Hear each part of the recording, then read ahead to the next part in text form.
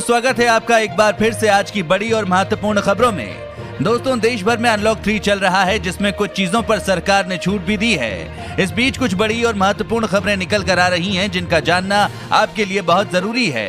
दोस्तों, बात करें कोरोना मरीजों की, तो भारत में पिछले बीते 24 घंटे में कोरोना के 62,538 नए मामले सामने आए हैं। वहीं पिछले 24 घंटों में 886 मरीजों की मौत हुई। चलिए इसी के साथ शुरुआत करते हैं आज की बड़ी खबरों की, जिसमें आप देखने वाले हैं 10 अगस्त तक आ सकती है दुनिया की पहली वैक्सीन, रूस में पूरे हुए ट्रायल।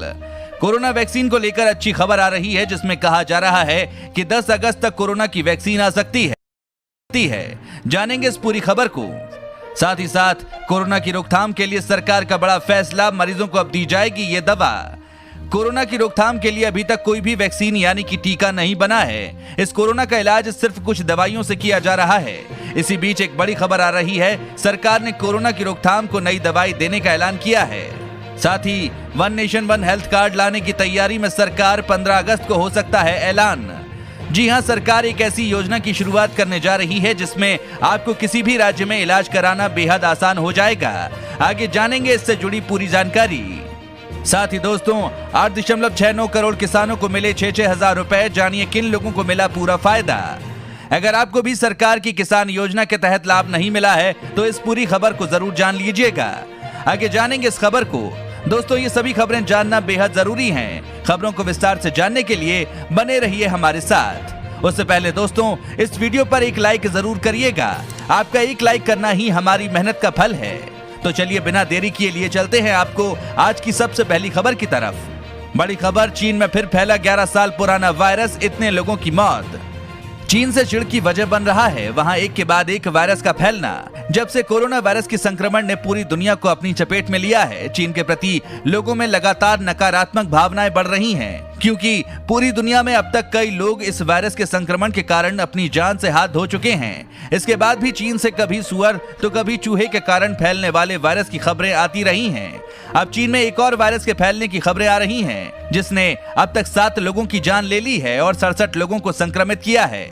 इस समय चीन में जिस वायरस के संक्रमण का डर बढ़ रहा है, उस वायरस का नाम है टिक-बॉर्न वायरस। ये कोई नया वायरस नहीं है, बल्कि साल 2009 में भी ये वायरस चीन में फैला था। तब इस पर नियंत्रण कर लिया गया था और अब एक बार फिर इसने लोगों को संक्रमित करना शुरू कर दिया है। ये वायरस 2 तरीकों से इंसान में फैल रहा है। साथ ही अगली खबर में, one nation one health card लाने की तैयारी में सरकार, 15 अगस्त को हो सकता है ऐलान। One nation one ration card के बाद अब सरकार one nation one health card लाने की तैयारी कर रही है। सूत्रों की माने तो 15 अगस्त को लाल किले से प्रधानमंत्री नरेंद्र मोदी इसका ऐलान कर सकते हैं। देश के हर नागरिक का हेल्थ रिकॉर्ड डिजिटल रूप में रखने के मकसद को लेकर सरकार ये तैयारी कर रही है। सरकार की one nation one health card योजना के जरिए सभी को एक हेल्थ कार्ड बनवाना होगा। इससे होने वाले ट्रीटमेंट और टेस्ट की पूरी जानकारी इस कार्ड में डिजिटली सेव होगी। इसका रिकॉर्ड रखा जा सकेगा।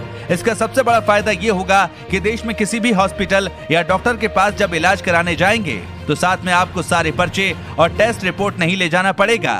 डॉक्टर कहीं से भी बैठकर आपकी यूनिक आईडी के जरिए सारा मेडिकल रिकॉर्ड देख सकेगा। दोस्तों, इस चैनल पर हम आपको देश और दुनिया भर की सभी ताजा खबरों को सबसे पहले लेकर आते हैं। अगर आप भी चाहते हैं कि दुनिया भर की खबरें आपके पास सबसे पहले पहुंचे, तो चैनल को बिना भूले नीचे दिए गए लाल बटन को दबाकर सब्सक्राइब जरूर कर दें और बेल आइकन को भी जरूर दबाएं। दोस्तों, इस वीडियो को देखते रहिए, क्योंकि आगे आप देखने वाले हैं मास्क और ग्लव्स को फेंक रहे हैं ऐसे तो हो जाएं सावधान, भुगतना पड़ सकता है नुकसान। साथ ही अब जानिए, 10 अगस्त तक आ सकती है दुनिया की पहली वैक्सीन, रूस में पूरे हुए ट्रायल। रूस ने दावा किया है कि 10 से 12 अगस्त के बीच कोरोना की वैक्सीन को लॉन्च कर दिया जाएगा। ये कोरोना को मात देने के लिए दुनिया की पहली वैक्सीन है। समाचार एजेंसी ब्लूमबर्ग के मुताबिक लॉन्च को लेकर सारी तैयारियां पूरी कर ली गई हैं। रिपोर्ट के मुताबिक पहले इसे रजिस्टर्ड किया जाएगा और फिर 3 से 7 दिनों के अंदर ये वैक्सीन लोगों के लिए बाजार में उपलब्ध होगी। इस बीच विश्व स्वास्थ्य संगठन ने रूस की इस वैक्सीन को लेकर कई तरह की चिंताएं जाहिर की हैं। WHO ने कहा है कि रूस ने वैक्सीन बनाने के लिए तय गाइडलाइंस का पालन नहीं किया है। ऐसे में इस वैक्सीन की सफलता पर भरोसा करना मुश्किल है। WHO के प्रवक्ता क्रिस्टियन लिंडमेयर ने यह कहकर सबको चौंका दिया कि अगर किसी वैक्सीन का तीसरे चरण का ट्रायल किए बगैर ही उसके उत्पादन के लिए लाइसेंस जारी कर दिया जाता है तो इसे खतरनाक मानना ही पड़ेगा। साथ ही अगली खबर में, मास्क और ग्लव्स को कूड़े में कैसे फेंकें, गाइडलाइन जानना बेहद जरूरी। देश में कोरोना वायरस का संक्रमण तेजी से फैल रहा है। कोरोना से बचना है तो मास्क लगाना बेहद जरूरी है। मास्क को लेकर केंद्र सरकार ने भी लोगों से कई बार अपील की है, जिसका असर भी देखने को मिला है। लोग मास्क और ग्लव्स का उपयोग कर रहे हैं, लेकिन मास्क का उपयोग करने के बाद उन्हें कैसे फेंकना है इसके बारे में अभी उन्हें जानकारी नहीं है, जिसके कारण लोगों को इसका गलत परिणाम देखने को मिल रहा है। केंद्रीय प्रदूषण नियंत्रण बोर्ड की गाइडलाइन के मुताबिक सामान्य व्यक्ति जिसमें कोरोना का बिल्कुल भी संक्रमण नहीं है, अगर वो मास्क या ग्लव्स को फेंकता है तो उसे उपयोग में लाया गया मास्क या ग्लव्स को 72 घंटे यानी 3 दिन तक पेपर बैग में रखना चाहिए। इसके बाद इसे काट कर कचरा लेने वाली गाड़ी में सूखे कचरे के साथ देना चाहिए। ऐसे में ये मास्क और ग्लव्स ना तो कोविड वेस्ट माना जाएगा और ना बायोमेडिकल वेस्ट। अगली बड़ी खबर में कोरोना की रोकथाम के लिए सरकार का बड़ा फैसला, मरीजों को दी जाएगी ये दवा। उत्तर प्रदेश सरकार ने कोरोना वायरस संक्रमण के इलाज और बचाव के लिए आइवरमेक्टिन टैबलेट का इस्तेमाल करने का निर्देश जारी किया है। आइवरमेक्टिन टैबलेट का इस्तेमाल हाइड्रोक्सीक्लोरोक्वीन की जगह किया जाएगा। कोरोना संक्रमित और उनके संपर्क में आए लोगों के साथ ही स्वास्थ्य कर्मियों को भी ये दवा दी जाएगी। आपको बता दें कि दिल्ली के AIIMS, Lady Hardinge Medical College और मैक्स हॉस्पिटल के साथ ही देश के कई अस्पतालों में आइवरमेक्टिन टैबलेट का इस्तेमाल किया जा रहा है। स्वास्थ्य विभाग कोरोना पॉजिटिव मरीजों के संपर्क में आए लोगों को संभावित संक्रमण से बचाने के लिए ये दवा देने का निर्देश दिया है। साथ ही दोस्तों 8.69 करोड़ किसानों को मिले 6-6 हजार रुपए। जानिए सबसे ज्यादा फायदा पाने वाले राज्यों के बारे में। प्रधानमंत्री किसान सम्मान निधि स्कीम के तहत देश के 8 करोड़ 69 लाख किसानों के बैंक अकाउंट में 3 किश्त के 6-6 हजार रुपए भेज दिए गए हैं। इस स्कीम के तहत सालाना 2-2 हजार रुपए की 3 किश्त दी जाती है। ये 6 अगस्त तक की रिपोर्ट है। अब 2 हजार रुपए की एक और किश्त भी आने वाली है, तो फिर आप क्यों देर कर रहे हैं? अपने रिकॉर्ड ठीक रखिए। आधार, बैंक अकाउंट और रेवेन्यू रिकॉर्ड ठीक है तो पैसा मिलने में आसानी होगी। आवेदन के बाद भी अगर आपको पैसा ना मिल रहा हो तो अपने लेखापाल, कानूनगो और जिला कृषि अधिकारी से संपर्क करें। वहां से बात ना बने तो केंद्रीय कृषि मंत्रालय की ओर से जारी हेल्पलाइन 155261 या 1800115526 पर संपर्क करें। साथ ही अगली खबर में इस राज्य में ऑनलाइन ही बनेंगे राशन कार्ड और ऑनलाइन ही होंगे अपडेट। 2.36 करोड़ परिवारों को फायदा। One nation one ration card scheme से जुड़ चुके महाराष्ट्र ने अब एक और कदम आगे बढ़ाते हुए राशन कार्ड की पूरी प्रक्रिया को ही ऑनलाइन करने का फैसला किया है। राज्य सरकार ने अब राशन कार्ड जारी करने और अपडेट करने की प्रक्रिया को भी ऑनलाइन करने की बात कही है। यही नहीं, मई से केंद्र सरकार के आत्मनिर्भर भारत पैकेज के तहत देश भर में प्रवासी मजदूरों और दिहाड़ी वर्कर्स को मुफ्त राशन मिल रहा है। ये राशन नवंबर तक दिए जाने का ऐलान किया गया है।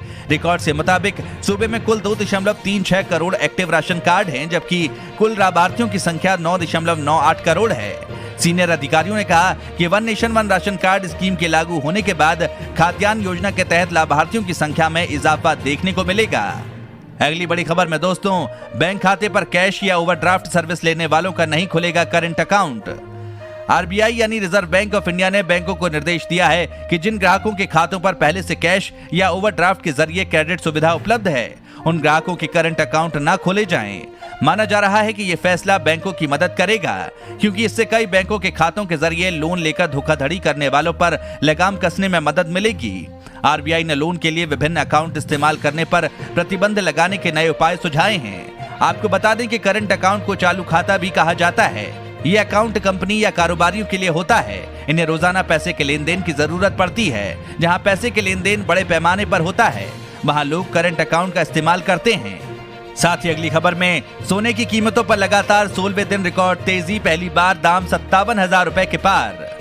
सोने की कीमतों में लगातार 16वें दिन तेजी का सिलसिला जारी रहा। शुक्रवार को 10 ग्राम सोने की कीमतें पहली बार 57,000 रुपए के पार पहुंच गईं। वहीं 1 किलोग्राम चांदी के दाम रिकॉर्ड स्तर 77,000 रुपए पर पहुंच गईं। कमोडिटी बाजार के जानकारों का कहना है कि कमजोर अमेरिकी डॉलर के चलते सोने के दाम चढ़े हैं। दुनिया के प्रमुख मुद्राओं के मुकाबले डॉलर इंडेक्स 2 साल से भी निचले स्तर पर पहुंच गया। इसके अलावा केंद्रीय बैंकों की तरफ से और प्रोत्साहनों की उम्मीद और चीन और अमेरिका के बीच तनाव बढ़ने से सोने की कीमतों में उछाल आया।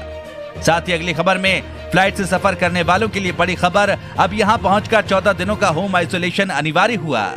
कोरोना वायरस संक्रमण के बढ़ते मामलों को देखते हुए बृहमुंबई महानगर पालिका ने बड़ा फैसला लिया है। बीएमसी ने मुंबई आने वाले लोगों के लिए होम आइसोलेशन और क्वारंटाइन के नियमों में बदलाव किया है। बीएमसी की ओर से कहा गया है कि विमान से मुंबई आने वाले सभी यात्रियों को अनिवार्य रूप से 14 दिनों तक होम आइसोलेशन में रहना होगा। क्यों हुआ ऐसा? मुंबई आने वाले यात्रियों को अनिवार्य रूप से 14 दिन के क्वारंटाइन में भेजने के पीछे महाराष्ट्र सरकार का तर्क है कि इससे कोरोना वायरस के अधिक तेजी से फैलने पर रोक लगेगी। लेकिन बीएमसी के इस फैसले को लोग सुशांत सिंह राजपूत आत्महत्या मामले की सीबीआई जांच से जोड़कर भी देख रहे हैं। उनका कहना है कि सीबीआई जांच को लटकाने के लिए महाराष्ट्र सरकार की तरफ से बीएमसी ने 14 दिनों के क्वारंटाइन को अनिवार्य की।